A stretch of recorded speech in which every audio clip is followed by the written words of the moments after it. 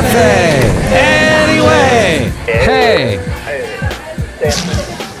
Mike's Daily Podcast. Welcome to FF episode 2732. Hello, it is Mike Matthews, and this is a show that's called Mike's Daily Podcast. It's lasted a long time. You would think I would have millions of listeners, but I don't, because I am a prisoner to doing this podcast.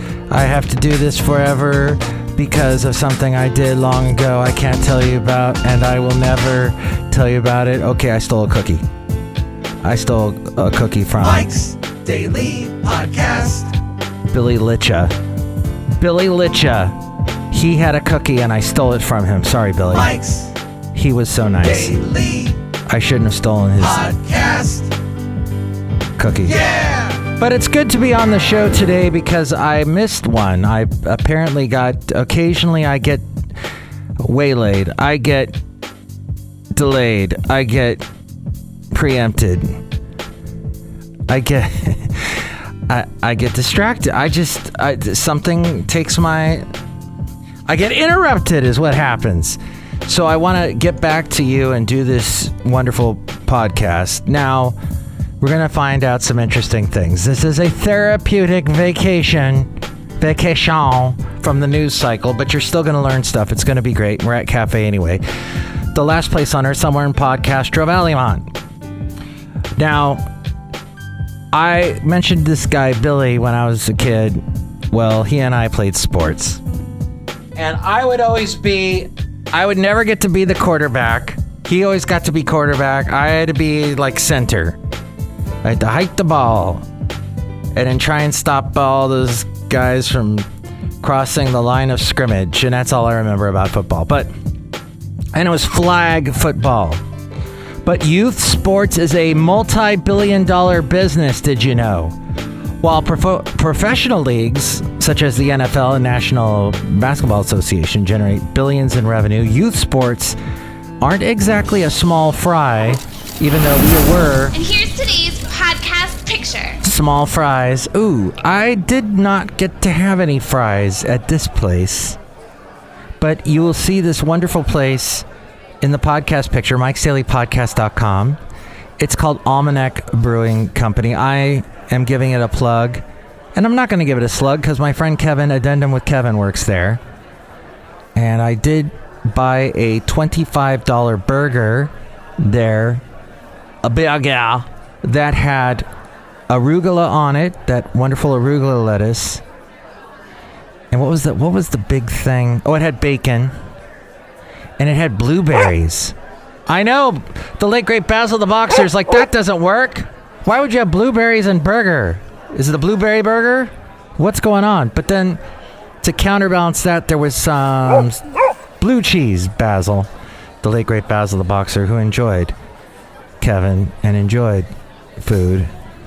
And that is where I was when I took this picture. See it at mikesdailypodcast.com, and my friend Kevin decorated all those decorations you see in the very happy holidays type of year thing for Christmas. Yeah, I tried to, this burger, it was amazing. Brioche bun, it's got to have a brioche bun so they can rack up the price past $20. No fries, which is crazy because it's over $20. And there's some other ingredient that was in that. You know what? It'll come back to me. But here's the thing. What is it with people these days?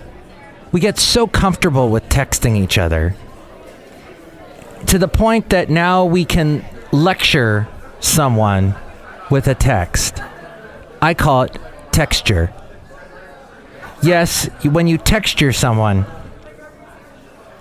I had somebody lectured me via text the other day, and I was reading it going, what? You got to be kidding me. This is all right. Okay. And, I'm not going to respond. Well, immediately when you're lectured, there's somebody trying to tell you something. Maybe you did something wrong and you're trying to, okay, I understand. All right, I won't do it next time. Thank you. But dang, you can't really do that with a texture. It's okay. You respond back with just okay or a thumbs up, or in my case, it's a white hand thumbs up. And that's because I don't know how to change it. Danger, Will Robinson, danger. That explains a lot, I think, about me. But that's what I had, was the blueberry burger at this place. I've said the name many times, and I'm saying it many times because I'm trying to remember. There's one other ingredient on this thing that was really bizarre. Is that why you're bald, Mike? Was it worth over $20 now? But there were right across the street in this little place, this little part of Alameda that used to be a Navy base. It's been decommissioned, and they've got all this space. And in one of the areas, there's a soccer field. And there were a bunch of kids doing soccer. It was a Saturday afternoon. So, yeah, Little League, youth sports. The youth sports market captures $37.5 billion globally, with an estimated 60 million young athletes involved. The NFL made revenue of nearly $12 billion in 2022 in its main market. So, 37 billion versus 12 billion, you can see it's big, 3 times the size of the NFL. The average parent in the U.S. shells out $883 a year for one child's sports commitments, and many families pay much more. In total, parents cough up $30 billion to $40 billion annually for youth sports. You parents out there, whom I absolutely am impressed by. How do you do it? Oh, because you love them. You love those little childrens, and you want them to get all that energy out. That's what I'd be doing. Get the energy out. Go, play. Give it your all.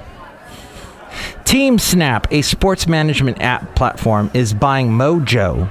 Russell Wilson is a partner. The biggest reason kids drop out of sports is that it's not fun.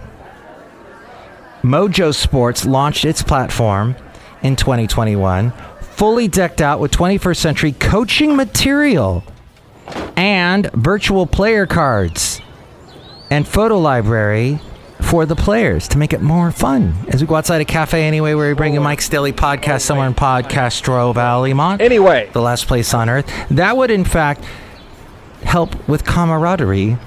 The main attraction is its live game streaming, a service that lets grandparents watch their grandkids' games from across the country. That's right, I was talking to someone. Hey, good looking. We'll be back to pick you up later. Over there at Canyon's Barbecue. My lovely lady friend and I went there last weekend. Not to give them a plug. I'll give them a slug, too. They're too expensive. But they got a lot of interesting beers there.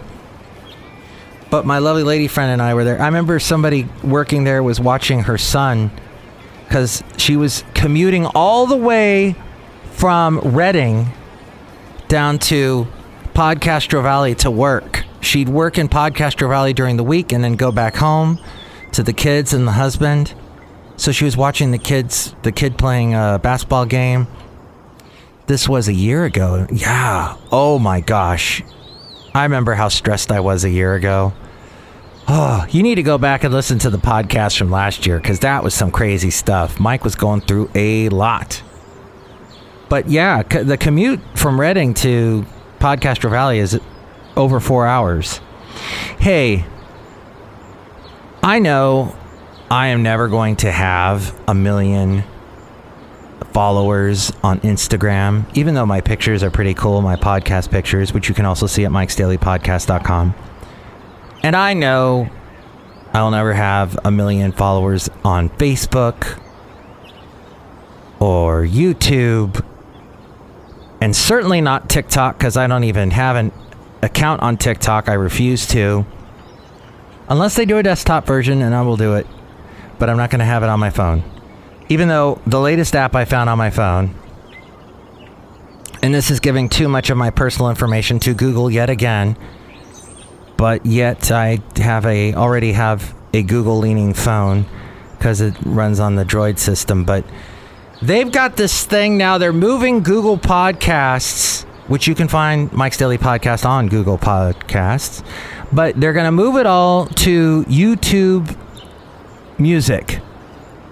And at first I'm like, oh, why? I hate change. I'm over 50. I hate change. But then I realized I started playing with it. And it's amazing.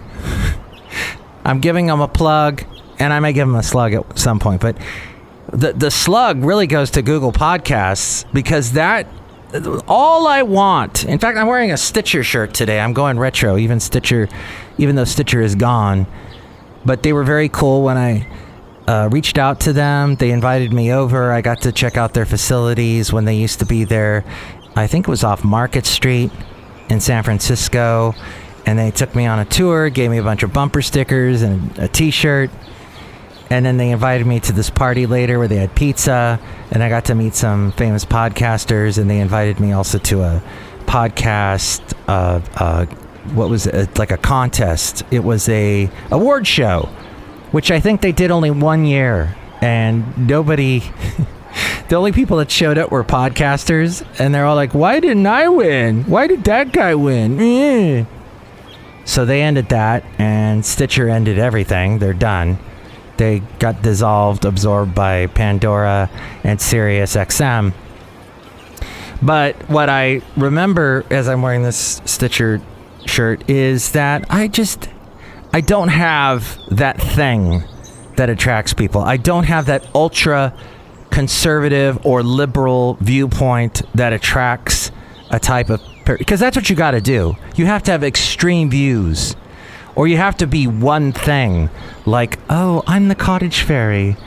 I write books and I talk really softly and I show beautiful pictures of the snow and my ever-growing pregnant belly and all the books that I read and the wonderful pets that I have. Cottage fairy. Or you got to be into fashion, or you got to be a cook, or you got to have some talk about sports, or religion, or something else, just big money. This is how I made $1 billion, that kind of thing. I don't have that. I'm not going to be that. But I've always believed that if you stick to what you are, and if you really know what you are, and who you are, and what you do, and if you do that, keep your eyes on your own paper, you will have success. That was what did it for Jeff Goldblum. In fact, that's where I got that bit of advice. He had that in some newspaper article years ago, or Rolling Stone, but that's what it takes. So get out there and play, kids, and play fair. Oh, by the way, next year is going to be a Fed rate cuts. Their decision comes as inflation dropped to 3.1% year over year. So since last November, inflation has dropped 3.1%. Does that mean that prices are going to go down? No. Somebody said the following. They go, yeah, prices went up in an elevator. They're going to come down on the stairs. They hit the highest levels in decades at over 9% in the middle of last year, if you forgot about that. So it come down 3.1% since then. The Federal Reserve is done raising interest rates and admitted they are likely to cut 75 basis points in 2024, if not more. So what is going to happen is savings accounts and CDs, those are not going to do so well. Savings, CDs, money market accounts, yields are good. Yields are as good as they're going to get right now. They're going to start to lower. Not going to be making as much money on your bank accounts.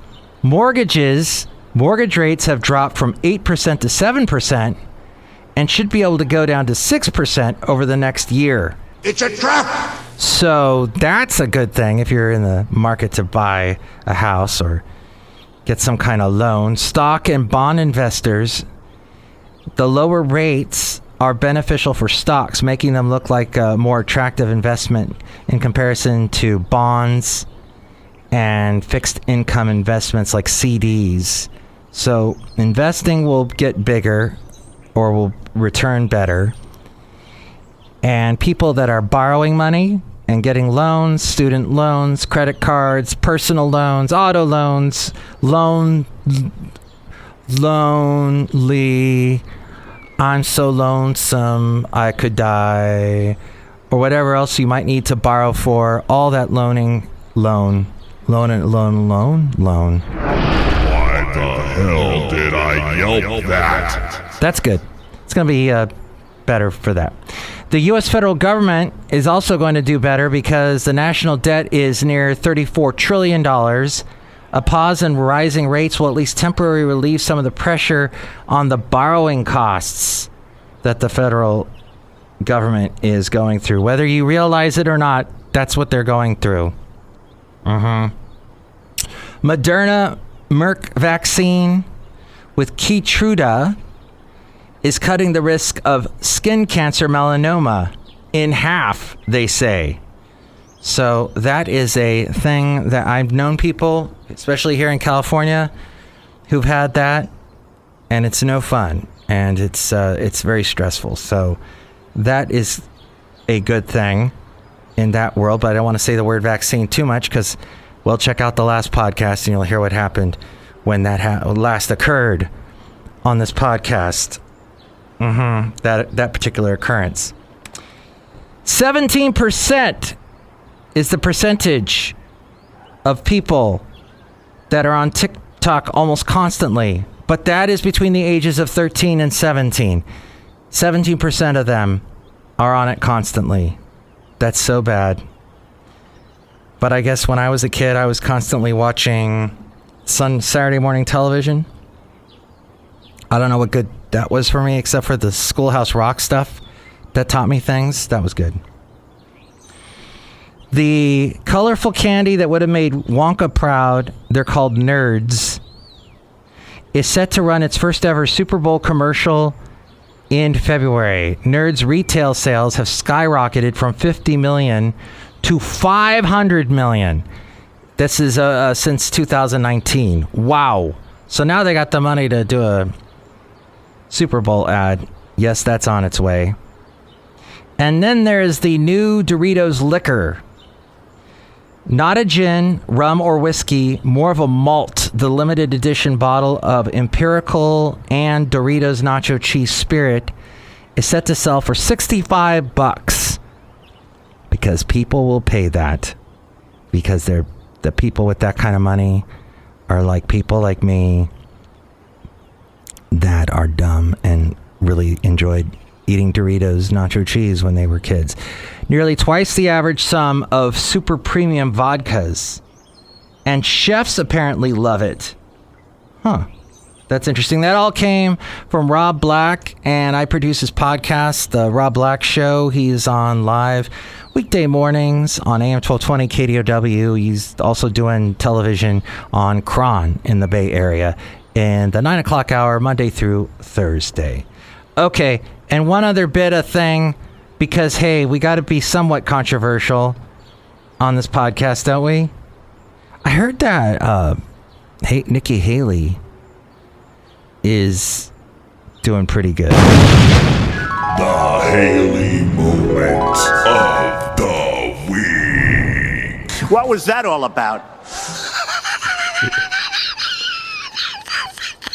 Mike is awesome. Oh, what? So we were talking about how Harvard president Claudine Gay, she was going to lose her job. Now apparently she's keeping her job after disastrous and discriminatory testimony to Congress last week. This according to Katie Pavlich. Hi there, Mike. How are you? Gay also won't be published for rampant plagiarism found by reporters and is asking for corrections. The National Review says the university has made an exception to its own rules by allowing Gay to update her decades-old work so that it comports with the academic standards to which she should have adhered to at the time of their publication. Why are we witnessing this Herculean lift on Gay's behalf? Because unlike Magel, that was another one of those presidents that was testifying, Gay represents the full flowering of the voguish progressive commitment to social justice activism. To sacrifice Gay to her critics would be to indict the whole project, is what they're saying over there at the National Review.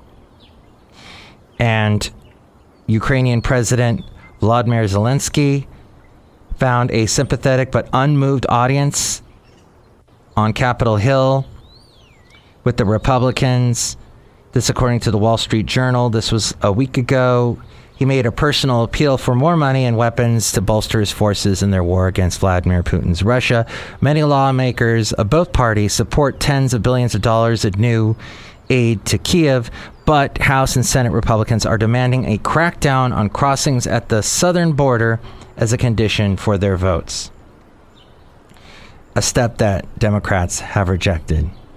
But hey, I need some more money. Give me some more monies. I need monies. That's what, I don't know who I was doing an impression of, but somebody needs some more monies.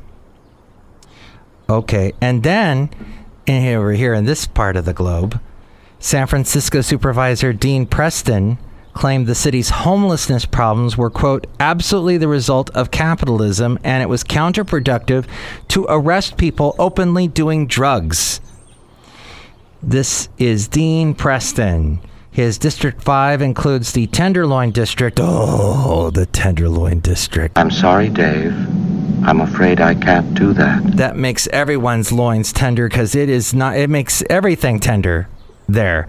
Don't go to that place because it is just, it's total dystopia.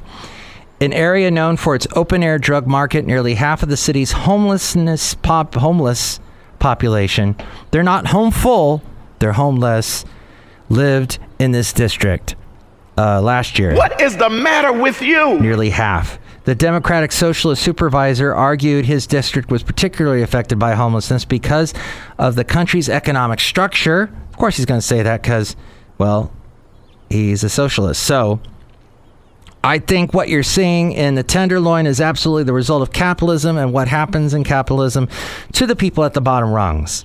The local leader reportedly remarked in a new documentary. And that is going to be seen, I guess, on a platform called Unheard. And that's heard as in like a herd of cattle. Okay. And then the Daily Mail says that Dean Preston, the supervisor representing District 5, has also been very open about his support for the defund the police movement. I think we have a very, very bloated police budget, all kind of waste in the police department. I mean, I could cut $100 million out of the police department, he said. Oh, okay. And that's another reason why I will never park my car anywhere in San Francisco. I will get the heck out of San Francisco as quickly as possible because the idiots like that who don't want to have any sort of protection and think it's all going to work. It's just total anarchy is what it turns into. We've seen it. And we were talking about the story recently about how other people, more smart-minded folk, are cracking down. Otherwise, who's going to ever go to San Francisco anymore if their car is going to be broken into? Carpetbagger does a YouTube channel. I don't watch it anymore because I was getting a little too addicted to it. But when he visited San Francisco, car got broken into and they stole a Croc. Not both of his Crocs, just one Croc. And in his laptop and a bunch of other stuff. But this is going to keep happening if they don't crack down on it. Yep. Just common sense. Living around here, you notice common sense things. And that's one of them. Okay, look who's here outside of Café Anyway. Somewhere in Podcastro Valemont. Hello, Michael Mash. It's Madame Rootabega. All of that was very interesting. Ooh. Do you like going to San Francisco? Yes. Do you like having your car broken into? Yes. Do you like the Tenderloin? No. Oh, okay. Well, see, if you kind of think like she does, you would enjoy visiting San Francisco. Because at some point your car will be broken into. It's the gift that it offers. Little Christmas gift. Look who else is here. Hello there, Mike. This is Valentino, the parking attendant. And this is Bison Bentley. Do you know that? Mike, we was listening to the podcast because we're out here and we heard you need 1 million followers there. Yeah, 1 million followers. Do you know that? Yes. And that's not going to happen. And I see you're both shaking your heads. Yes, it's true. No, I don't need your pity. Thank you. Okay. But we'll just keep doing this podcast, all right? And if you're along for the ride, that's awesome. Because you'll learn some things, and maybe I'll learn some things too, and we'll become smarter together. The next show, it'll be the wonderful Chely Shoehart, Floyd the Floorman, John Deere the Engineer. If you want to see a movie and you want to be absolutely perplexed, that is exactly what I was, because I watched the new Wes Anderson movie called Android City. It's beautifully shot, as all Wes Anderson movies. That every camera angle, every shot is got so much thought and artistry behind it, but it is bizarre, and the plot goes nowhere. And at the end of it, you were like, "What?" I think I was entertained. I'm not sure. That's probably what people say at the end of this podcast. But if you want to see a cast of a zillion actors, including Margot Robbie, yes, Barbie herself, she's in it. And of course, Jason Schwartzman has to be in it because it's a Wes Anderson movie, and it was co-written with Roman Coppola, Francis Ford Coppola's son. So, right? Yes, that's all I got to say about that. That's wow. So I spent the time watching that. What did you think of it? Did you see it? What movie or TV show would you like to strongly say is good? Let me know in the comments. No, don't do that, because that's what everybody says. Everybody says that on their shows. Just tell me in the comments. Nobody ever looks at the comments. So why don't you just call me here at this number? Call Mike at the Café Anyway hotline. Area code 510-228-4640. And with more ways to reach me, it is A-Frame. Mike's Daily Podcast is written and produced and performed by Mike Matthews. His podcast is super easy to find. Download or listen to his show and read his blog at mikesdailypodcast.com. Email Mike now at mikesdailypodcast@gmail.com. See you tomorrow. Bye!